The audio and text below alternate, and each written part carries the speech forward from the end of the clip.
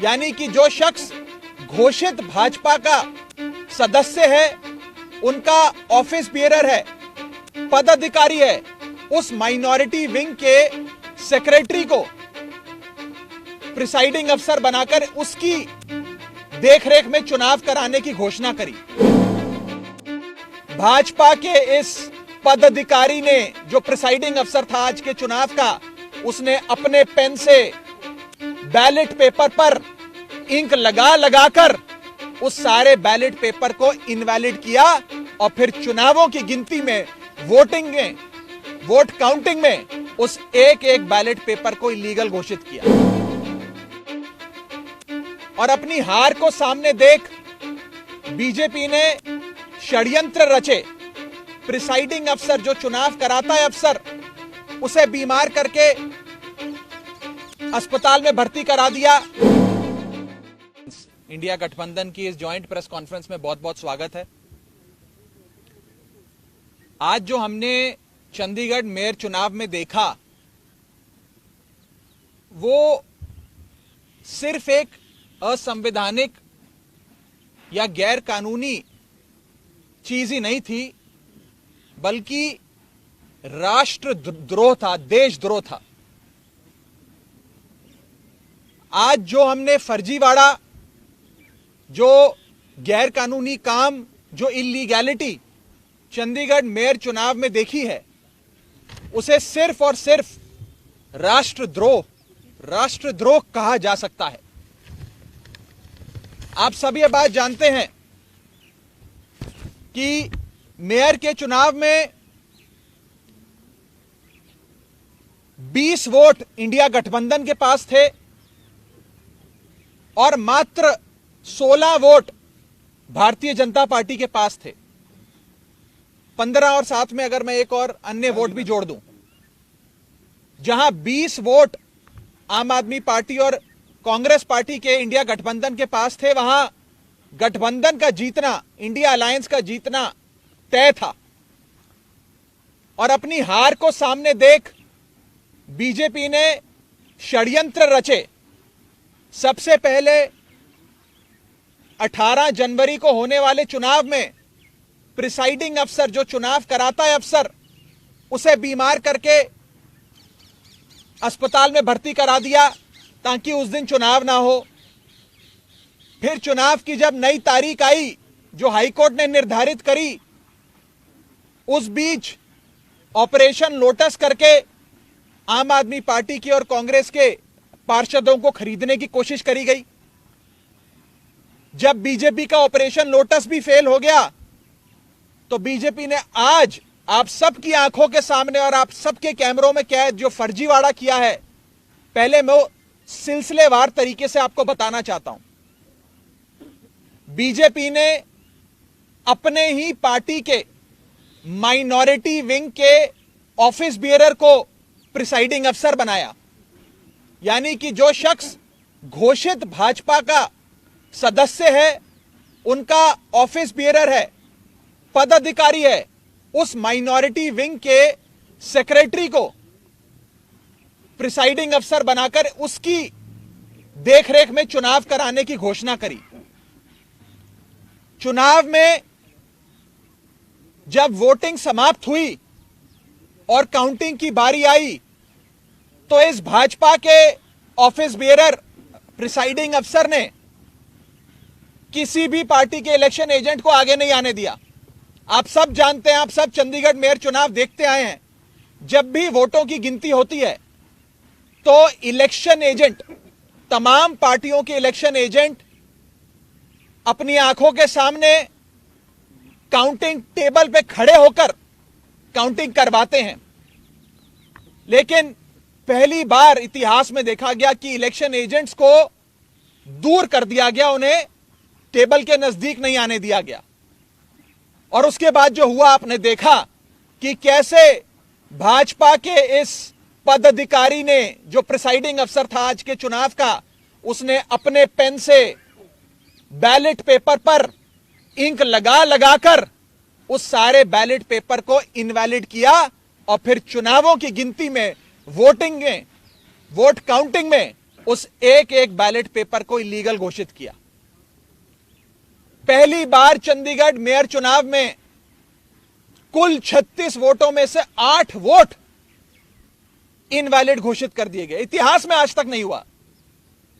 आम आदमी पार्टी और कांग्रेस के गठबंधन को 20 वोट पड़ने थे, हमें 12 वोट पड़े और हमारे 8 वोट इनवैलिड घोषित कर दिए गए। और भाजपा का एक भी वोट इनवैलिड नहीं घोषित किया गया। भाजपा के और उनके कुल वोट 16 थे, उनको 16 वोट पड़े और आम आदमी पार्टी के 20 में से 8 वोटों को इनवैलिड यानी कि अवैध घोषित करके हमारे वोटों को घटाकर 12 कर दिया गया। साथियों, जब भी किसी भी वोट को अवैध घोषित किया जाता है या इनवैलिड करार दिया जाता है तो उस वोट को दोनों पार्टियों के काउंटिंग एजेंट को दिखाया जाता है अवैध घोषित करने से पहले। यह डमी बैलेट पेपर है जो मैं आप सबके सामने लाया हूं। जब काउंटिंग के दौरान इस प्रकार के बैलेट पेपर को इलीगल घोषित किया जाता है तो प्रिसाइडिंग अफसर, अगर मान लीजिए मैं प्रिसाइडिंग अफसर हूं, तो मैं दोनों पार्टियों के इलेक्शन एजेंट को वो दिखाऊंगा बैलेट पेपर की, देख लीजिए यहां इनके निशान बाहर लगा हुआ है, ये इनवैलिड है, मैं इसे अवैध घोषित कर रहा हूं। ऐसे दोनों पार्टियों के इलेक्शन एजेंट को दिखाया जाता है और दिखाने के उपरांत उनकी सहमति से और जो डीसी चुनाव हैं, जो डिप्टी कमिश्नर बैठे हैं, उनकी सहमति से इस वोट को अवैध घोषित किया जाता है। लेकिन आज ये नहीं हुआ। आज ना इलेक्शन एजेंट को दिखाया गया, ना डीसी को दिखाया गया और बस एक एक कर आम आदमी पार्टी के वोटों को और कांग्रेस पार्टी के वोटों को अवैध घोषित कर दिया गया। यह दिखाता है कि भारतीय जनता पार्टी इतने छोटे से एक मेयर के चुनाव में, म्युनिसिपल कॉरपोरेशन के मेयर के चुनाव में अगर इस प्रकार की गैर कानूनी असंवैधानिक घटनाएं को अंजाम दे सकती है तो आप सोचिए कि लोकसभा चुनाव की हार देखते हुए ये लोग क्या करेंगे। क्या भाजपा इस देश को नॉर्थ कोरिया बनाना चाहती है कि इस देश में चुनाव ही ना हो और चुनाव सिर्फ उसी स्थिति में हो जहां भारतीय जनता पार्टी पूरी मशीनरी को रिग कर पूरी चुनावी प्रोसेस को विशिएट कर चुनाव जीत सके। साथियों, मैं अनिल मसीह जो भारतीय जनता पार्टी के माइनॉरिटी विंग के पदाधिकारी हैं और आज के प्रिसाइडिंग अफसर हैं, उनके खिलाफ कार्रवाई की मांग करता हूं। आपराधिक मामला दर्ज होना चाहिए और उनकी गिरफ्तारी होनी चाहिए। ऐसे लोग और ऐसी पार्टियां जो हमारे देश की लोकतंत्र की सरेआम हत्या कर रहे हैं, उन लोगों को बाहर रहने की कोई आवश्यकता नहीं है। उन लोगों की सही जगह जेल है, उन लोगों को जेल होनी चाहिए। और मैं एक और आपको फैक्ट बताना चाहता हूं, जब भी काउंटिंग के दौरान कोई भी इलेक्शन एजेंट पार्टी का ऑब्जेक्शन रेस करता है तो उस ऑब्जेक्शन को डिप्टी कमिश्नर और वहां पर बैठे जो इलेक्शन ऑफिसर्स होते हैं उनसे सलाह मशवरा करके उसका हल किया जाता है। आज पूरे सदन में हंगामा चल रहा था, लोग आपत्ति दर्ज कर रहे थे, प्रिसाइडिंग अफसर के कंडक्ट पे सवाल खड़े कर रहे थे, लेकिन प्रिसाइडिंग अफसर इलेक्शन कराते रहे, काउंटिंग करते रहे और जैसे ही बीजेपी के कैंडिडेट को उन्होंने घोषित किया बतौर विजेता, उसके बाद जितने भी बैलेट पेपर थे काउंटिंग के, उन्हें जल्द से जल्द हटाकर एक कमरे में लॉक कर दिया गया। न जाने उन बैलेट पेपर्स के साथ इन लोगों ने आगे क्या किया होगा। बैलेट पेपर तक किसी पार्टी के किसी प्रत्याशी को, किसी काउंसलर को नहीं दिखाया गया। बैलेट पेपर तक गायब कर दिया गया है। यह आज सरेआम देश का एक महत्वपूर्ण शहर चंडीगढ़ में आप सबकी आंखों के सामने घटा है। मैं बस इतना ही कह सकता हूं कि भारतीय जनता पार्टी इंडिया गठबंधन से इतना घबरा गई है, इतना डर गई है कि अब वो इस प्रकार की असंवैधानिक घटनाएं, गैर कानूनी घटनाओं को अंजाम दे रही है। मैं सीधा बस इतना कहना चाहता हूं कि भारतीय जनता पार्टी ने जो आज चंडीगढ़ मेयर चुनाव में किया है वो सीधा सीधा देशद्रोह है। ये देशद्रोह से कम चीज नहीं है और इन लोगों के खिलाफ कार्रवाई होनी चाहिए, नहीं तो इस देश के आम आदमी का लोकतंत्र से और चुनावी प्रक्रिया से विश्वास उठ जाएगा। मैं आगे अनुरोध करूंगा कांग्रेस पार्टी के वरिष्ठ नेता पवन बंसल जी को कि वो आपको संबोधित करें। धन्यवाद दोस्तों। जो आज म्युनिसिपल कॉर्पोरेशन चंडीगढ़ के बीच में हुआ है, ऐसा जंगल राज का नाच कभी कहीं नहीं देखने को मिला होगा। आदमी कल्पना भी नहीं कर सकता था कि इस हद तक भारतीय जनता पार्टी बुखलाकर अपनी हार अपने सामने देखती हुई इस हद तक पहुंच जाएंगे। बिल्कुल स्पष्ट तौर पे पहले दिन से जब 10 तारीख को इलेक्शन डिक्लेयर हुए थे, वो जानते थे कि उनके पास 15 हैं, 14 उनके अपने काउंसलर, एक एमपी, और अगर एक अकाली दल उनके साथ वोट डालें तो एक वो, और इधर कांग्रेस और आम आदमी पार्टी के पास 7 और 13 मिला के 20 कैंडिडेट बनते थे। आपस में हमारा फैसला हुआ था कि जैसे पहले by default Bharatiya Janata party को जीतने दिया, हम लोगों ने गैर हाजिर रहकर, इस बार ऐसा नहीं करेंगे, क्योंकि इससे पहले जैसे आप जानते हैं दिल्ली में पार्टीज का एक गठबंधन Indian national democratic inclusive alliance के नाम पर गठित हुआ था। उसमें दोनों आप और कांग्रेस उसके सदस्य हैं, उसके कंस्टिट्यूएंट्स हैं। वहाँ अभी बातचीत चल रही थी। इसमें इतनी बीच में ये इलेक्शन आए जिसका फैसला एकदम करना था, तो यहाँ हमें उसी माहौल को बनाने के लिए जिसमें वहाँ था कि एज फार एज पॉसिबल आपस में अलायंसेस होते रहेंगी, उसके लिए यहाँ हमने ये फैसला किया हम इकट्ठे मिलकर ये चुनाव लड़ेंगे। बीजेपी को हराने के लिए, बीजेपी को ही सिर्फ हराने के लिए नहीं, सही मायने में लोकतंत्र को फिर पुनर्जीवित करने के लिए, लोकतंत्र की भावनाओं को फिर आगे लाने के लिए, और जो लोकतंत्र के साथ उसका गला घोंटा जा रहा था उसको रोकते हुए, और फिर लोकतंत्र जिस हिसाब से हमारे स्वतंत्रता से संग्रामियों ने उन्होंने जैसे लड़ा था, जिस कल्पना के साथ, जिस विचार के साथ, जिस आइडिया ऑफ इंडिया, हिंदुस्तान की सोच को आगे बढ़ाने के लिए उसको ये खत्म किए जा रहे थे, समदर कर दिया था उसको, बिल्कुल गला घोंट रहे थे उसको बचाने के लिए इकट्ठे हुए हैं। ये लोकतंत्र को बचाने के लिए ये ऐसा गठबंधन बना है। उसकी शुरुआत आप जानते हैं सब चंडीगढ़ से यहाँ होनी थी और हो रही थी। पिछले दिनों में पहले तो आप जानते हैं कि 18 तारीख को क्या हुआ। 18 तक भी लगातार ये लगे रहे हर प्रयास करने, हमारे काउंसलर्स को और आप पार्टी के काउंसलर्स को, दोनों को अलग अलग तरह से कुछ भी कोशिश हो जो सब उन्होंने की। यहाँ तक भी ज़रूरत की हमारे और लोगों से भी बात करने की कि वो कुछ कर पाएँ, और सब तरह के उन्होंने प्रलोभन दिए। लेकिन जब उन्होंने देखा कुछ नहीं हो रहा, तो 18 तारीख को जब वहाँ पहुँचे, मौके पे वहाँ जाके पता लगा कि नॉमिनेशन पेपर्स जो पोल उस दिन होना था उसको डिफर करके इनडेफिनेट अभी तारीख नहीं दी थी। क्यों? क्योंकि श्री अनिल मसीह इनके जो अपने नॉमिनेटेड काउंसलर हैं, शायद आज तक उनका नाम नहीं पहले आपने सुना होगा, 18 से पहले उनको इन्होंने नॉमिनेट किया था एज प्रिजाइडिंग ऑफिसर। उनको बीमार कर दिया क्योंकि बहुत आसान था उनको हिदायत देनी, और अस्पताल में वो चले गए। वहाँ दो बातों के बीच में बहुत बड़ी कॉन्ट्रडिक्शन थी। ये बातें ज़रूरी हैं ये बताने के लिए कि ये एक इंट्रीग, एक साजिश के तहत सब हो रहा था। उस वक़्त उन्होंने तो अपनी स्टेटमेंट में प्रेस को कहा कि मैं काफ़ी समय से मेरी बैक पेन है, लेकिन डिप्टी कमिश्नर ने कहा कि मेरे पास समय नहीं था कोई और किसी काउंसलर को नॉमिनेट करने के लिए जो मौके पे भी एकदम हो सकता है। अगर मीटिंग में सभी सदस्य इकट्ठे भी हो जाएं, अगर वहाँ प्रिजाइडिंग ऑफिसर नहीं पहुँचे, उनमें से एक को भी किसी को उठा के वहाँ बैठा दिया जाता है कि ये प्रिजाइड ओवर करेंगे, लेकिन उन्होंने ऐसा नहीं किया। जब अपने उन्होंने एक्शन में एक कमी देखी तो लॉ एंड ऑर्डर का सिचुएशन उन्होंने खड़ा कर दिया। लोग इनके पहुँचे हुए थे 16 तारीख को दफ्तर में हल्ला करने के लिए, लेकिन उसका फ़ायदा उठाते हुए इन्होंने इलेक्शन 6 फरवरी के लिए डिक्लेयर कर दिए। बेबस होके हम लोगों को हाई कोर्ट में जाना पड़ा, और हाई कोर्ट ने जो फटकार उनको दी आप वो सब जानते हैं, आपने सब देखा है। और उसके हाई कोर्ट के हिदायत पर ये आज हुआ कि आज इलेक्शन 30 तारीख को तय हुए।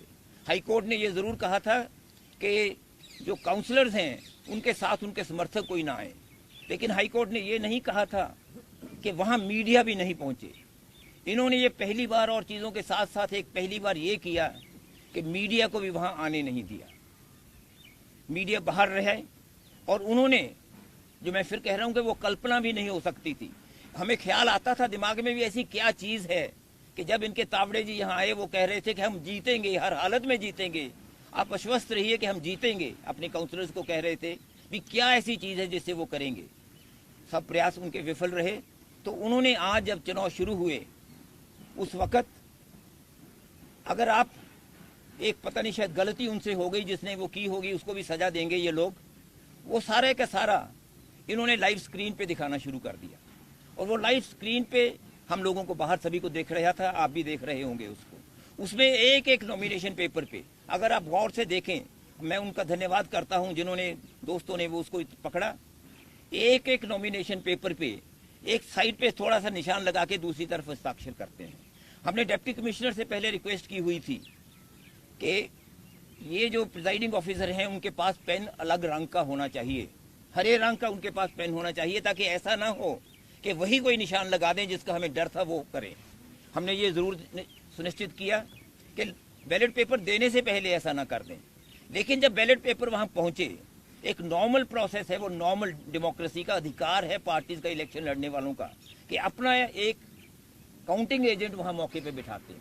काउंटिंग एजेंट आगे होते हैं, दोनों कैंडिडेट अपना अपना एक नामजद कर देते हैं। वो वहां आके वहां वो देखते हैं, एक एक पेपर को वो देखते हैं, फिर वो देखते हैं भी हाँ ये इनवैलिड है।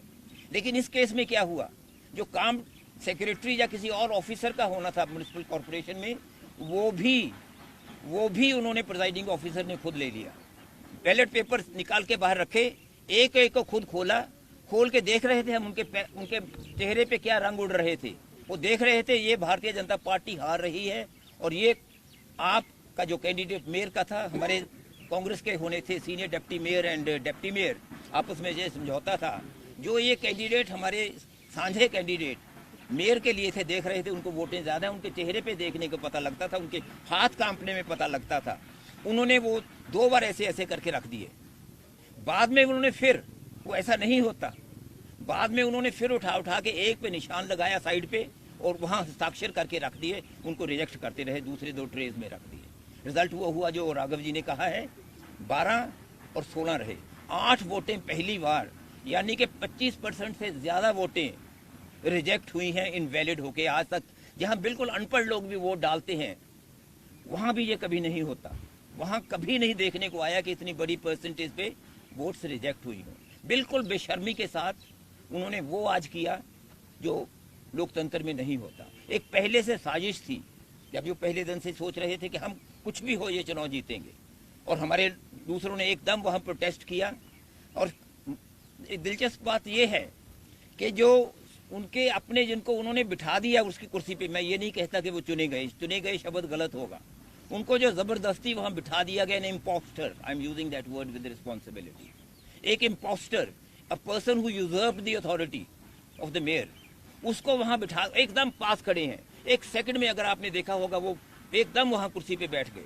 नहीं तो क्या होता है, वो ऐलान करते हैं, सामने से वो उठ के आते हैं, उसके साथ दूसरे सदस्य उनको लेके आते हैं, उनको कुर्सी पे बिठाते हैं, फिर वो आगे कॉन्डक्ट करते हैं इलेक्शन। ये नहीं हुआ। और बैलेट पेपर्स का क्या हुआ वो बिल्कुल हमें किसी को मालूम नहीं।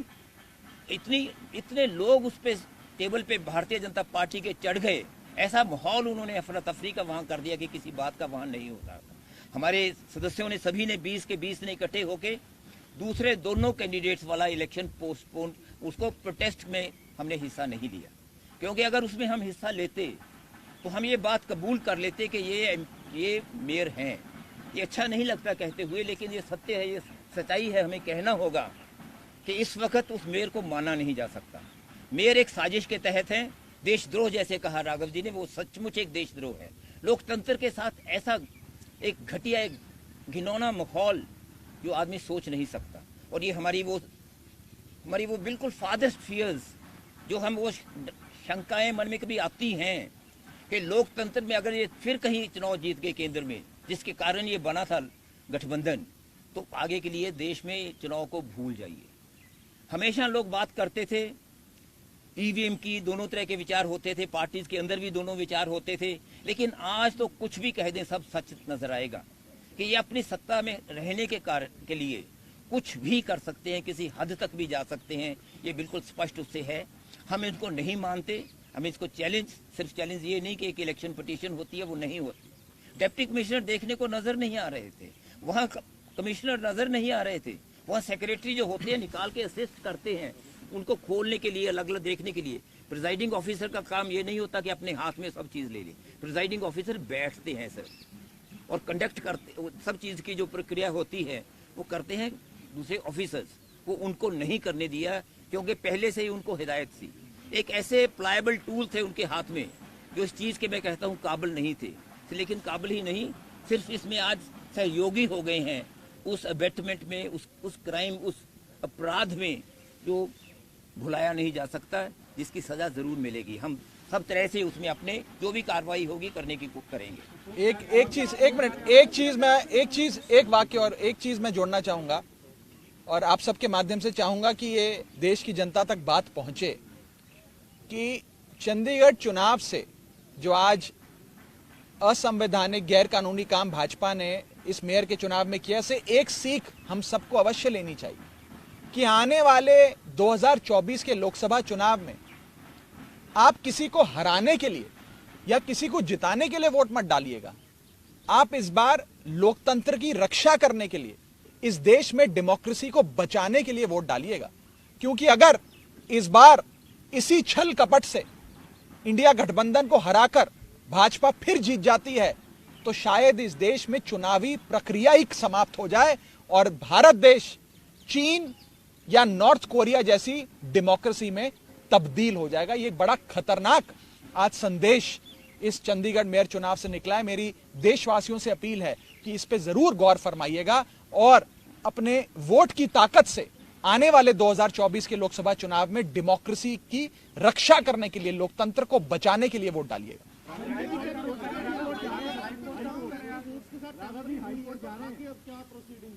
देखिए, अभी हम अपने कांग्रेस पार्टी, आम आदमी पार्टी मिलकर बैठेगी।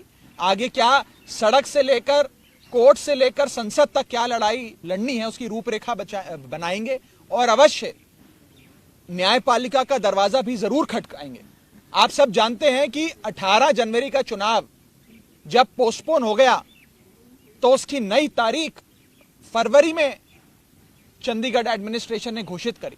उस तारीख को जल्द लाने के लिए, इलेक्शन को जल्द कराने के लिए भी, हमें न्याय लेने के लिए भी पंजाब हरियाणा हाईकोर्ट का दरवाजा खटखटाना पड़ा था। और आज भी न्याय पाने के लिए हमें अगर कोर्ट का दरवाजा खटखटाना पड़ेगा तो हम जरूर कोर्ट जाएंगे और न्याय की गुहार लगाएंगे।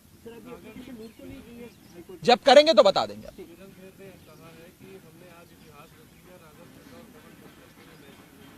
इतिहास तो रच दिया, मैं तो सहमत हूं। आज जो सांसद चंडीगढ़ से जो है किरण खेर जी, उन्होंने कहा कि हमने इतिहास रच दिया और ये राघव चड्ढा और पवन बंसल के लिए संदेश है।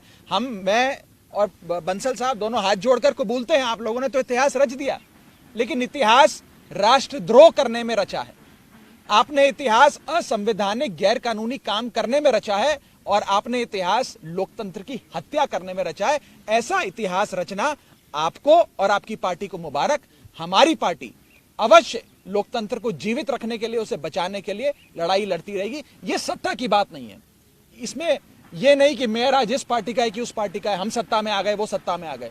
ये लड़ाई अब उससे कहीं बड़ी है, ये लोकतंत्र को बचाने की लड़ाई है। अगर आप खुद सोचिए कि एक मेयर जैसे छोटे से चुनाव में अगर बीजेपी ये हरकत कर सकती है तो 2024 के चुनाव में अपनी आंखों के सामने हार देख बीजेपी क्या क्या गैर कानूनी काम करेगी, आप इसका अंदाजा भी नहीं लगा सकते। आप कह रहे हैं कि आगे लोकसभा में ऐसा हो सकता है, तो आपकी क्या प्रिपरेशंस हैं? आप कैसे भाई हमें इलेक्शन भी ऐसा लग रहा था कि मेयर की इलेक्शन ही लोकसभा की इलेक्शन नहीं, आज नहीं कहा जा सकता भी आगे को क्या करेंगे। आज तो पहला दिन है। आज तो मेयर के अभी हमारे काउंसलर्स वहां धरने पे बैठे हैं, अभी तो धरने पे वहां बैठे हैं। हम देखेंगे उनका क्या रवैया रह रहा है।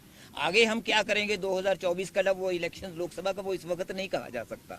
लेकिन ये चीज पहले बंसल साहब पूरा कर लें। बंसल साहब उन्हें पूरा करने दीजिए। लेट हिम फिनिश बंसल साहब। ऑफिसर के बारे में पहले 10 जनवरी को भी वही नोटिफिकेशन आई कि उन्हीं को प्रिजाइडिंग ऑफिसर बनाया गया। उसके बाद दोबारा से जब नई स्थिति आई तो उसके भी अली मसीह को बनाया गया।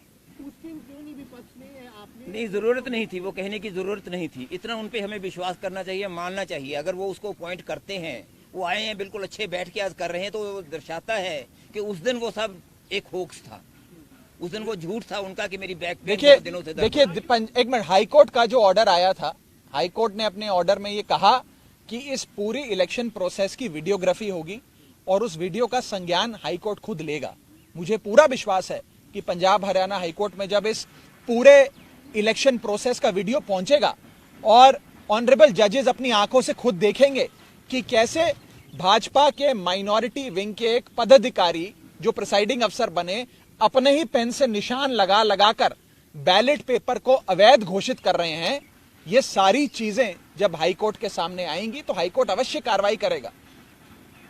पर आम आदमी पार्टी, कांग्रेस पार्टी, इंडिया गठबंधन मिलके सड़क से लेकर संसद तक, न्यायपालिका से लेकर सड़क तक क्या लड़ाई लड़नी है, आगे क्या रूपरेखा होगी, उस पर अवश्य चर्चा करेंगे और हाईकोर्ट का दरवाजा भी जरूर खटखटाएंगे।